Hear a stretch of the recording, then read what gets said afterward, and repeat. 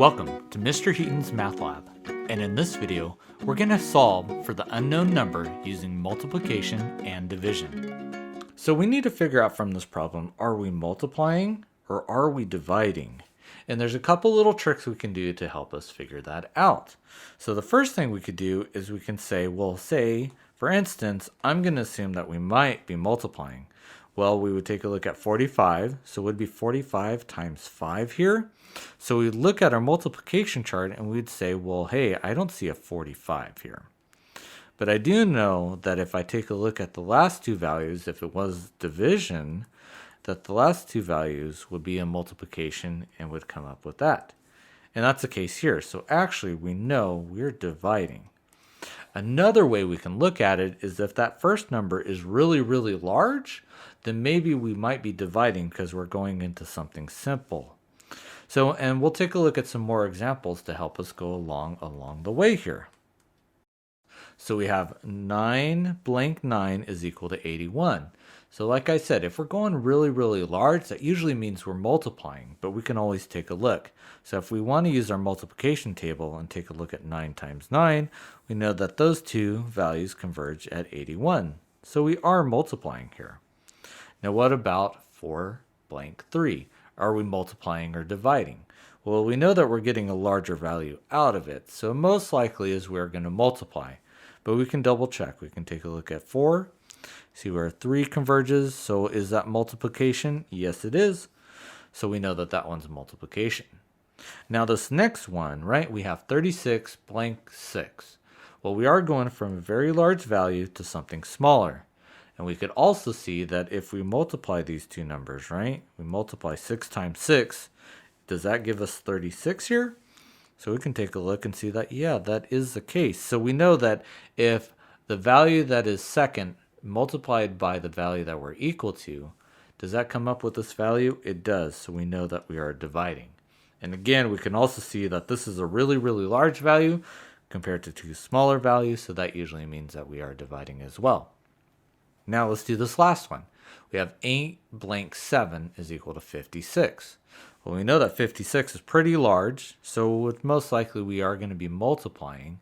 But we can take a look. We can go 8. Here's 56. 7.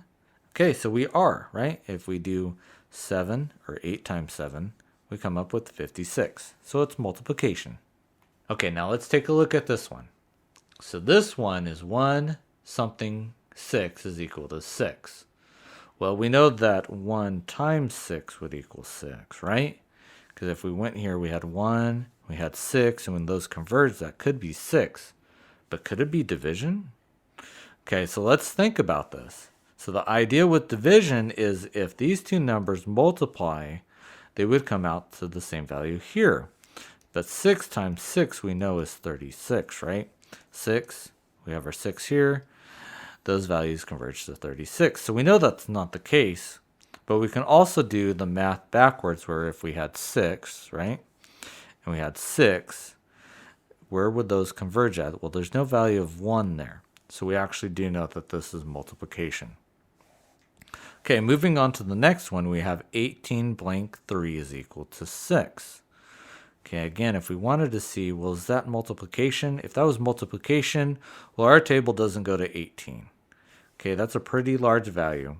And again, if we take the two values that are at the end, so 3 times 6, we know that that equals 18. So actually, this is division, right? We have a very large value at the front. So we know that the value is going to be within here. We have a 3 and we have a 6. So let's see, that 6 and that 3 converge to 18. So what we're seeing actually is that 18, which is too large, we have to divide by 3 to be able to get to 6. Now what about this value here? We have a 4 blank 2 is equal to 8, right?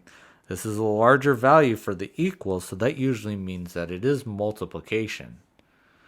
So if we take a look, we have a 4, we have our 2, and where those values converge, it does look like it is 8, so it should be multiplication. Now, what about this one? These are the two same values, right? 4 and 2, but this time it equals 2. So that's that idea that the largest value is in the front, and if that's the case, it usually means it is division.